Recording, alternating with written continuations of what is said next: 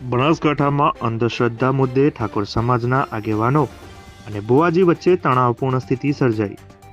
પાટણ જિલ્લાના સરસ્વતી તાલુકાના મુના ગામના અરવિંદ બુવાજી અને ડીસા સહિતના ઠાકોર સમાજના આગેવાનો વચ્ચે બબાલ।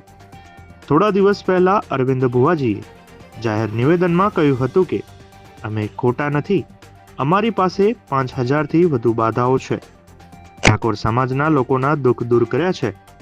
બુવાજીના આ નિવેદન બાદ ઠાકોર સમાજના આગેવાનોએ સમાજને અંધશ્રદ્ધાથી દૂર રાખવા માટે જાગૃતિ અભિયાન શરૂ કર્યું હતું। આ જ મુદ્દે ઠાકોર સમાજના આગેવાનો જ્યારે મુના ગામમાં અરવિંદ બુવાજીના ઘરે પહોંચ્યા ત્યારે વાતચીત બગડી અને બબાલ સર્જાઈ। અરવિંદ બુવાજીના સમર્થકોએ ઠાકોર સમાજના આગેવાનો સાથે ધક્કામુક્કી કરી ઘટનાની જાણ સમગ્ર પંથકમાં ફેલાતા મોટી સંખ્યામાં ઠાકોર સમાજના યુવાનો મુના ગામના એકત્રિત થયા હતા। પરિસ્થિતિ વધુ બગડે તે પહેલા પોલીસને બોલાવવાની ફરજ પડી। આખરે અરવિંદ બુવાજીએ ઠાકોર સમાજના આગેવાનો પાસે માફી માંગતા મામલો હાલ પૂરતો શાંત પડ્યો।